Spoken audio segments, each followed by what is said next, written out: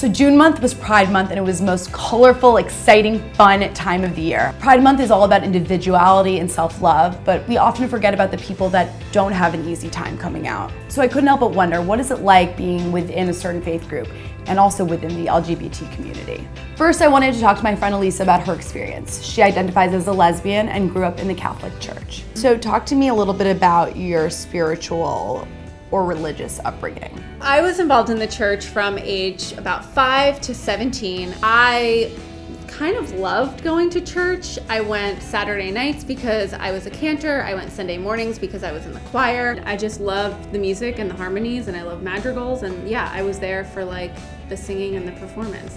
Not so much the religion, but I definitely think it seeped into my identity. Ultimately, I left because it felt disingenuous to my identity as a critical thinking feminist and queer woman. How about the greater religious community? How did they react to you being gay? So yeah, I never really came out in the church, but through the power of Facebook and Instagram, people knew my identity, and I think that they were accepting and welcoming.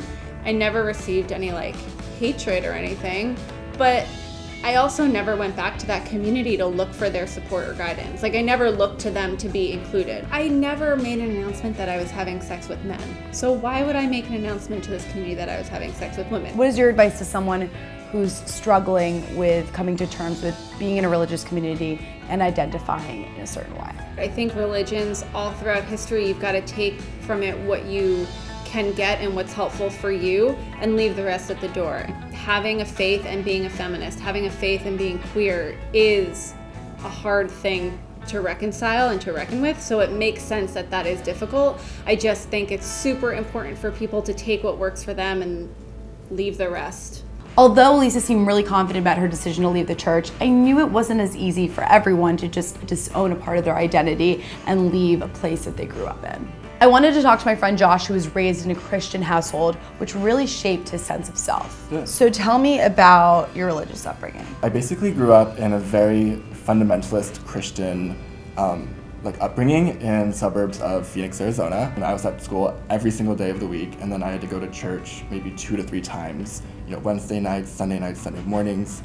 So it was just full immersion. Things were really strict, things were really sheltered. Everyone loved me because I was this perfect Christian. So a lot of it was me trying so hard to be this perfect Christian in other people's eyes. What was the view about homosexuality growing up? There wasn't really any talk about it. I do remember one time when I was 5, asking my dad if men could marry men and if women could marry women.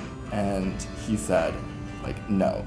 That's disgusting, those people are worse than pigs. My summer going into sophomore year of high school, when I just felt this really huge need weighing down on me to tell anyone, because I was just so afraid of going to hell, of not being able to change this, because I always felt like it was something that I could change on my own. My dad was he handled it in a very dad way, freaking out, kind of just being what?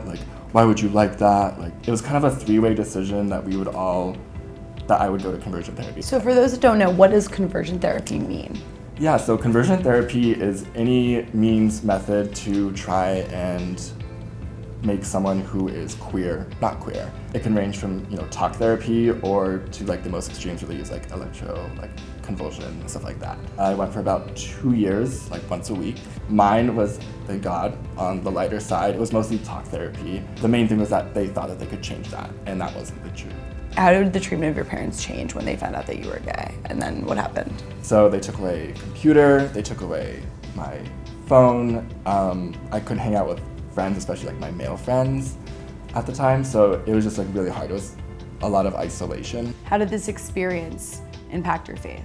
When you're in such a good, loving Christian environment, you feel so warm and connected. And so not being able to have that kind of communion with other people, it can be so challenging because you just feel really cut off from everything. What advice would you have for someone who maybe was raised in your community that wants to come out, or any gay people in general? I would tell them not to give up on a faith system or any type of spirituality. High school is not that long. You can get out and you can start living your own life. And it's only just a matter of time. So just don't give up, and don't give up on the people that are around you, because they're really gonna be the ones who are like your life support. Similarly to Josh, my friend Aden also faced judgment for being gay within his religious community. I'm from a wee little town outside of Dubai named Aden. It's a hyper-conservative version of Dubai, I would say. I was raised conservative Muslim, kind of like Orthodox style, having to pray 5 times a day, do all the 5 pillars of Islam. I would always like kind of distance myself from it, and I was always very scared of it. For a while, I was just like, oh my God, like God's gonna send an angel and it's gonna like topple a mountain over me. Did that scare you? Engaging in homosexual acts shakes the throne of God, which is like, to a child, I mean, I remember the first time I heard that was like when I was 12. So I remember just being like, oh my God, like God himself, like his throne is shaking just because like 2 people of the same gender are like engaging in like acts of love. How were you wrestling with that? How did you, and how do you come out? My first realization of like my gay identity or like my sexual identity really came about when I started doing theater. When I went to college, I was like, you know what, I'm done. I can't do this anymore. And it was because I didn't really feel like what I was doing was in par with like how I viewed my religion, or at least how I wanted to view my religion, you know? Now, do you attend a mosque, or did you leave the community you were a part of? I can't, and I refuse actually to like detach from my religion or that identity or whatever. People back home are not being provided, and it's like my responsibility to like at least try, you know? Aden continues to face criticism for practicing his faith as a gay man, but I know that there's places where acceptance does exist. That's why I wanted to talk to my friend Gabriel, who's a part of the Jewish community and who had a more positive experience coming out. Tell me about your spiritual background, how you were raised. I was raised Jewish. It's been a really strong cultural identity for me. My mother's actually a rabbi and was a professional Jew leading up to that. So I received a fairly comprehensive Jewish education, and it was always ingrained in me as a large part of my identity. How did that relate to your sexual preference and identity? Everyone knew I was gay, including my family, and everyone was spending time pushing me in that direction because everyone was very eager for me to come out. So I actually gave my Dvar Torah, which is basically like an analysis that you do of the Torah portion of that week for your bar mitzvah. It was the story of Jonathan and David, which is widely considered to be a story of 2 gay lovers. I remember the minute that I said the word homosexuality, I watched 1,000 people just like lift their heads up simultaneously, and then they listened to the rest of it. So for the most part, you feel like you were accepted within your community? I think that my experience is probably more common than not, but there is obviously a diversity of the experiences. If I grew up in a more traditional Orthodox Jewish family, I don't think that it would have been the exact same story for me. Jews do not have the same intense like sodomy, Adam and Eve, not Adam and Steve thing that I think is more of a predominant rhetoric in Christianity than in Judaism.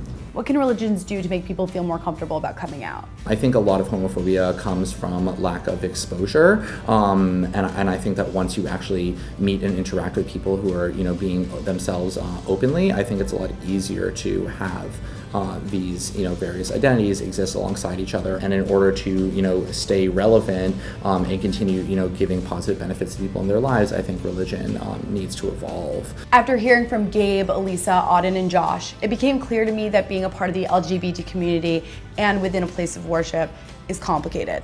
Reformed Jews are openly accepting gay couples, and transgender men and women are being recognized by Islamic cultures all around the world.